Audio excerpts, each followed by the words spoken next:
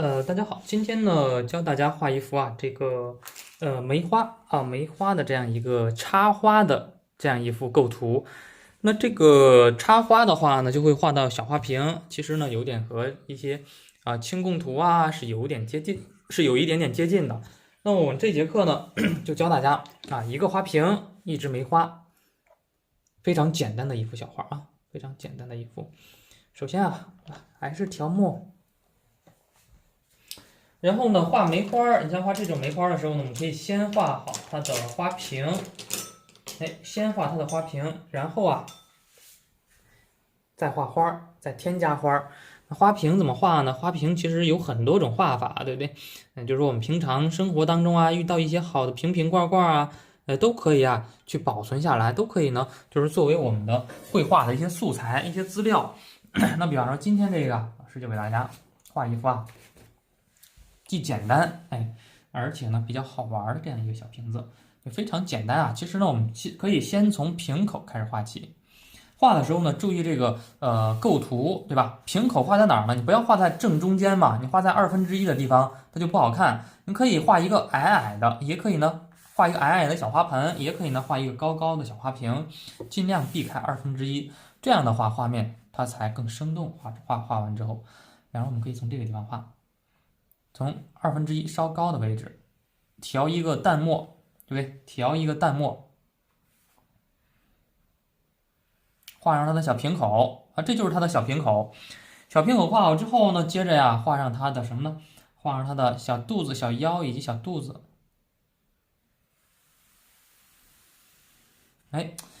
很具有弧线的这种感觉，对不对？很具有弧线的感觉。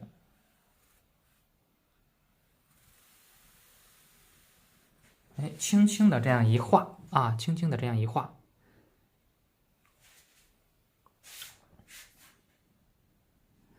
然后我们接着往下画，看一看它对不对称，对不对？我可以先看一看它对不对称。其实呢，你像老师是直接画的，大家如果说把控不准的话呢，也可以建议大家就是说先用铅笔去大体上打个稿，对不对？可以先大体上打个稿。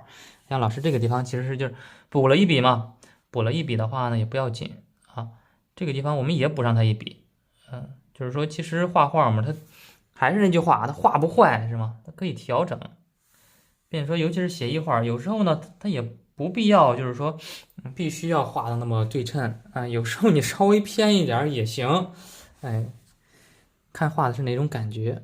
写意画的话呢，不要求那么完全一板一眼的像素描一样对称，但是呢大体上要差不多大体上要差不多才行。然后画好这个花瓶之后，我们接着往下画上它的花瓶的底托。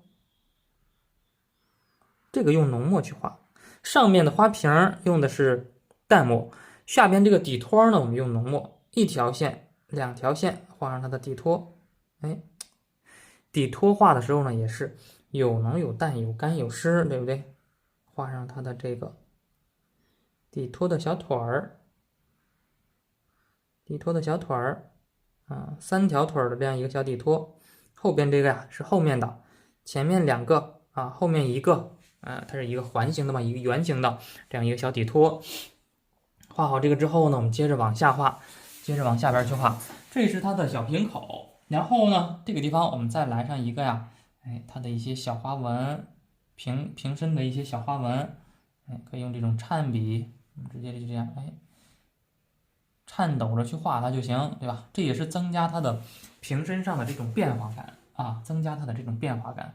之后呢，比方说我们可以先画这个瓶子，把这个瓶子画好了之后，我们再去画梅花来上一点花青色，来上一点花青色，用这个花青色，就是那个青花瓷儿，对不对？用这个花青色调点花青色，然后呢去画它这个瓶身，来拉近一点。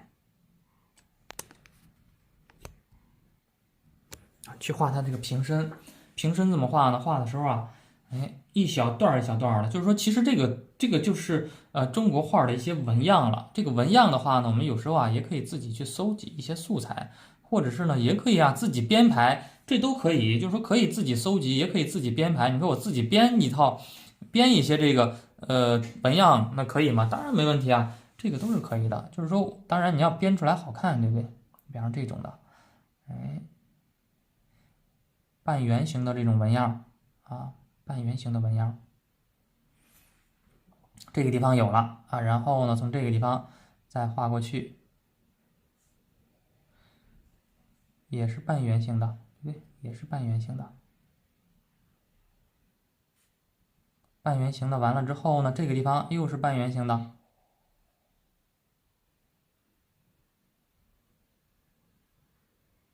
哎，也是半圆形的，这个地方也是，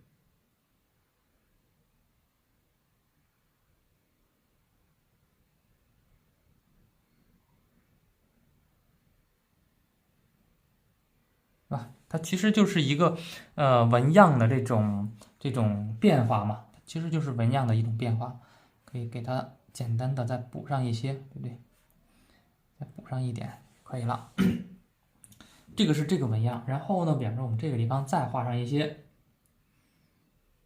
画的时候呢，用笔啊可以断断续续的，中间断开，中间断开，中间断开啊，让它产生这种什么呢？产生这种变化感，产生错落感，产生变化感，这样画出来之后啊，它就好看。这个地方可以再画上一个，对，断断续续的，错开去画。像这个这儿断开，这个这儿断开，哎，断断续续的错开去画它。这样画出来之后呢，给人一种啊，对吧，眼花缭乱的感觉啊，给人一种，哎，这个就是说以少胜多的感受。那这个地方我们画一个什么样的呢？画一个类似盘纹香一样的这种纹样图案，对吧？就是这样简单的去盘它就行啊，就这样简单的去盘它，对不对？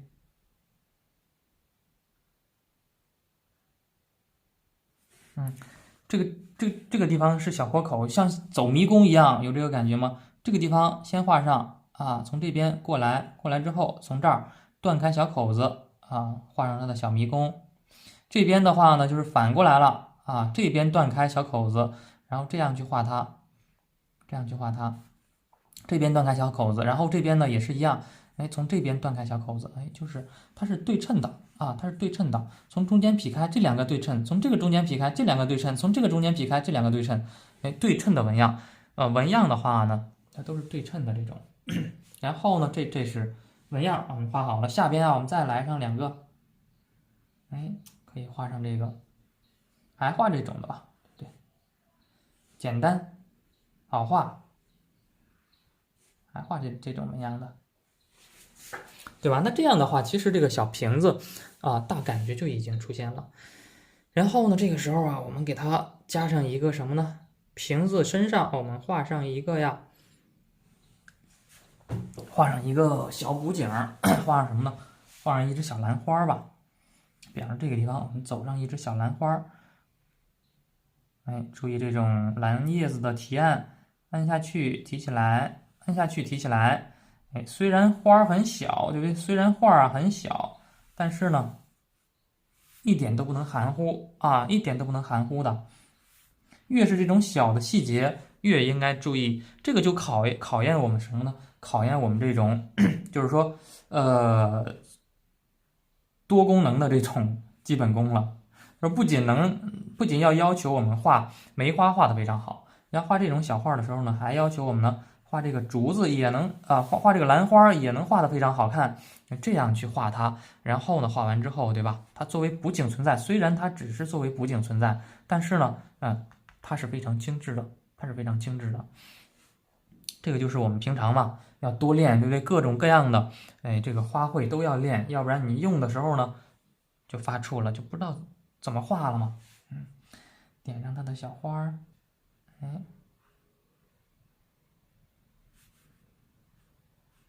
画一下它的小花儿，点上它的花蕊，麻雀虽小嘛，啥都有，麻雀虽小，五脏俱全，叶子花儿这个根部这块处理的斜斜的角度，用笔的提案虽然很细，但是呢，这些都要画上去才行，都要画上去才可以的。那画好这个花瓶之后，我们接着往下画啊，接着往下画，画哪儿呢？接着呀，就是说画它的枝干啊，开始画梅花枝干了。梅花枝干的话呢，就又回到我们之前讲的那些了，对不对？就是梅花怎么画呢？笔尖上调点浓墨啊，笔尖上调点浓墨，然后我们就开始画这个枝干了啊，画这个枝干。枝干的话呢，我们可以画一个朝下垂的这样一个枝，因为瓶子比较高嘛，画一个朝下垂的这样一个枝。从这个地方往上走啊，画枝干的时候呢，按下去，毛笔按下去，往这个地方往上提，再回，再顿，再错，再往下走，断开，断开啊，这样去画它，这样去画，点上一些胎点儿。那注意啊，没有直线，没有直角，一般情况下呢，出现锐角或者钝角它就好看。如果说这个地方出现一个直直的直角，一般情况下呢，尽量去少出现那种变化。直角的话呢，它变化太少，不好看，尽量要错开的。然后这个地方，我们怎么办呢？比方说我们这儿再加上一个小枝儿，再加上一个小枝儿，从这儿走过来，从这儿走过来，从前面再穿过去，从前面再穿过去，是不是一直在找这个小三角包？也是呢，就是说我们说的那个女字形穿插，女字形的出枝，对不对？实际上呢，就是一直在找这种变化。这个地方呢，这个地方再出一个后面的枝儿，这个是从前面出的，这个是从后面绕过去的，有前有后有穿插。这个地方呢，可以再来上一个小的梅花枝。这个小梅花枝也是从瓶子里面，有一大一小，它就好看呀，一大一小它就好看。点上一些胎点儿点上一些胎点儿。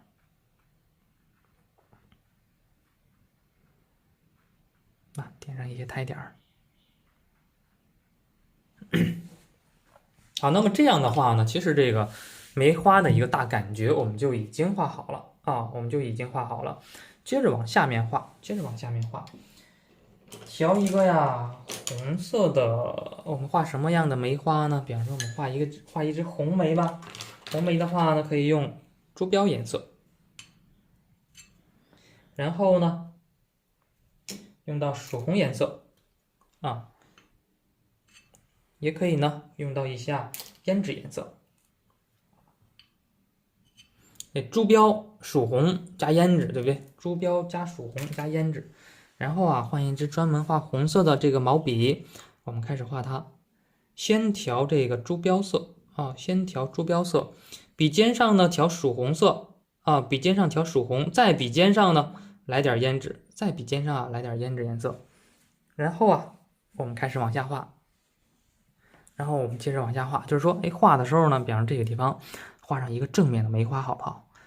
梅花它有一定的覆盖性，所以说呢，这个枝干也不用管它，就在这个枝干上，我们加上一朵正面的花。正面的花完了之后呢，后面是远处的第二层的花，这个地方加上一个小花苞这个地方我们再加上一个侧面的，通过我们之前的那些学习，真正我们在画的时候呢。然后我们其实画花的时候呢，对吧？每个花瓣，不要画的那么太圆润像好多同学，包括一些老师教，就是画的点的圆圆的，对不对？实际上我们画真正的这个中国画的时候不要画的那么太圆，画太圆了之后呢，它就没有变化了，就缺少这种很自然的这种变化，很自然的这种状态了。所以说我们在点的时候呢，大家其实会看到老师这个点的有些发方一点，有些圆一点，对不对？它是很自然的这种笔触有很自然的这种笔触感。大家画的时候呢，也是自然一点。但是呢，你不要画的太方，就是说用笔的话呢，要对，用笔的话是这样侧锋这样用笔，对不对？侧锋这样用笔，它虽然比较方，但是它也不尖。像桃花它就不一样，大家有时候呢，当大家学过桃花之后，大家就会发现，桃花的用笔和梅花不一样。梅花是这样圆着用笔，桃花的话呢是这样笔尖朝外用笔，那梅花的话呢是回锋，这样藏一下锋，这样用笔啊，有所区别就可以了。这样画完之后，哎，懂眼的啊，专业的一看，你这个就是画的梅花。这个时候，其实我们调了一笔墨，把这些都已经画的差不多了。这个时候啊，我们感觉颜色少了，再调一点朱标色，再调一点曙红色，再调点胭脂，然后呢，画这个位置啊，也是一样，1、2、3、4、5，对吧？很自然的，我们去画它就行啊，很自然去画它，自然的去画它。对吧？那这样，其实呢，大家看现在的一个状态啊，现在的一个状态的话呢，这个画是画的，这些花画的呢，是没有分出这些啊，就是说好像还没有分出，就是说哪个花是正的呀，哪个花是侧的，对不对？没有分出那么太清晰的一个界限。实际上啊，我们真正到最后去创作这些作品的时候呢，要的就是这个效果。啊，这个效果是什么效果呢？就是说以少胜多，我们点的好像乱哄哄的，对不对？哎，不知道哪个花瓣，你说哪一朵花和哪一朵花是哪一笔和哪一笔组成一朵花啊？实际上啊，现在去看好像看不出来了，对不对？这就是大胆落笔，然后呢再细心收拾。细心收拾的时候啊，就需要平心静气去慢慢调整它了。调点浓墨啊，调一个浓墨。也可以调点胭脂加点墨，哎，调这样一个颜色。然后啊，开始画什么呢？开始画它的花蕊以及花托。梅花的花蕊和花托非常关键啊，它代表着它能表示出这个梅花它的一个朝向啊，它的一个方向感，以及呢前后的一个变化。拉近一点，这样画这一小局部怎么画呢？调好颜色之后，你像这一朵花我们可以画成背面的，也可以呢把它画成侧面的。比方说，我们就画成侧面的吧。哎，点上它的花蕊，对不对？花蕊点的时候呢，也要有提有按；蕊丝点的时候有提有按，有变化。这个地方呢，画上什么呢？画上它的小花托。哎，这个是一个背面的，哎，露着一点点的蕊丝。这个地方呢，画上一个什么呢？画上一个侧面的，画上一个半个侧面的小花，对不对？这个地方呢，画上小花苞。哎，这个地方是一个正面的，点上它的蕊丝，点上它的蕊丝。这个地方也是点上它的蕊丝，哎，对不对？这个地方呢，可以画上一个背面的。点上它的花托，然后呢，花蕊从背面去点它，对不对？从背面去点它，就代表着这个是一个朝背面开的花。哎，这个地方一个小的枝干连接上这个小花，侧面的点上花托，这些呢都是一下小花苞，对不对？小花苞1、2、3，点上它的小花托，还露着一点点的蕊丝，含苞待放的这种感受。这个地方呢，画上一个背面的长在枝干上的小花托，哎，点上它的蕊丝，点上花蕊点上花托，点上花托，这个地方也是点上花托，哎，点上它的这些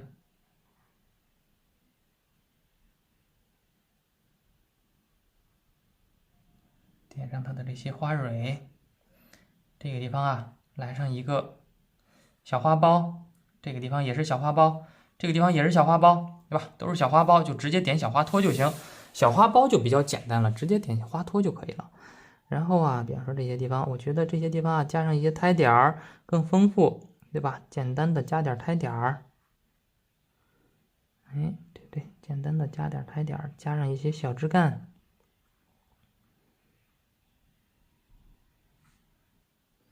加上一些小枝干接着往上画。像这些地方，这个地方我们要不要也画上一个侧面的呢？啊，也可以加成侧面的，对不对？这些就是可以画成背面的，可以画成侧面的。像这个，对吧？可以画成侧面的，也可以呢把它画成背面的，都可以。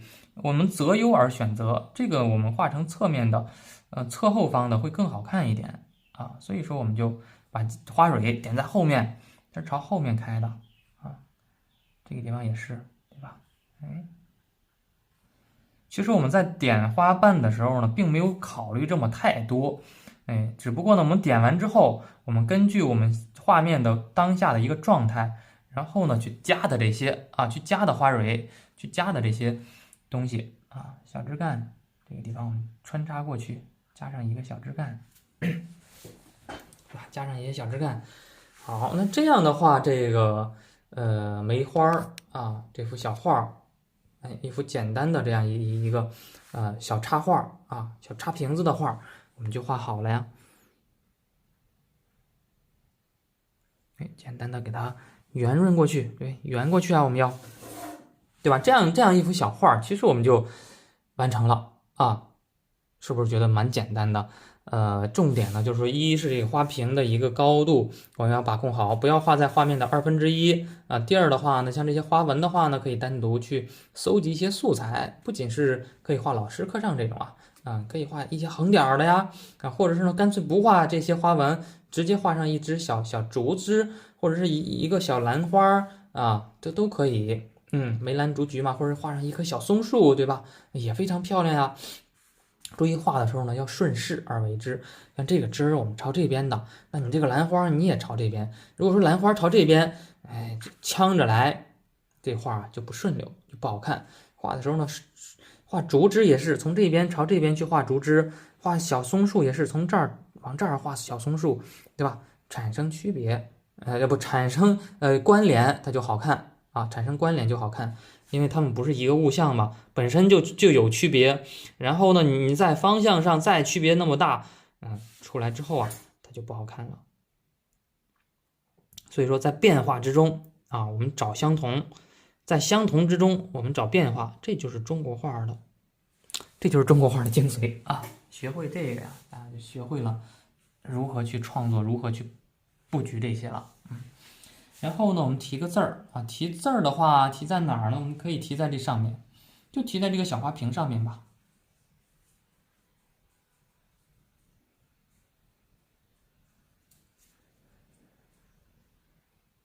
这也是一种提字的方式啊，藏起来了，把这个字儿呢，我们藏到这个画面当中去了。我没有提在画外，我们就藏起来了，对吧？这个画蛮好看的，我就不画它了，我就不破坏整个画面效果了，我就提在这个位置，对不对？我就藏起它来，和这个画呢融为一体了啊，和这个画融为一体了。那这样就看这个小画是不是就别觉得比较有趣啊？包括题字，我们题的位置也是比较有趣的。单看这一个小局部，它是一个小画啊；单看放大了之后，它也是一个小画这个就是一些小的技巧啊，小的一些题字的技巧。然后大家也是，就是说可以多去看看一些作品啊，优秀的作品。像这些小的知识点呢，大家都可以去记录啊。自己在用的时候呢，也都可以去运用，然后注意题字题在里面，我们要有讲究的。题在里面，你不能题在这个位置啊，题在这个位置一定很丑的，在这个位置也不行。这儿的话呢，这个位置啊，单看一小幅画是没问题啊，对吧？你把它周围截掉，就要这么一小块，题在这儿是没问题的。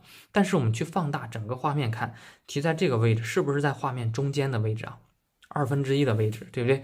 题在这个位置，它其实是太抢眼了，这个字儿又是浓墨啊，又有印章，太抢眼，题在这个位置不好看的。所以说我们在题字的时候呢，对吧？选择一个择优择优的地方，这边小幅画这个地方好看，整幅画面呢它也不抢眼，它也是融进去的，对吧？那这样这个小画呢我们就完成了啊。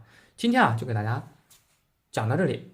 大家呢可以去自由的去构图，小瓶子可以变一变，梅花枝的话呢也可以变一变方向可以去尝试，这种瓶子梅花的这种小的创作。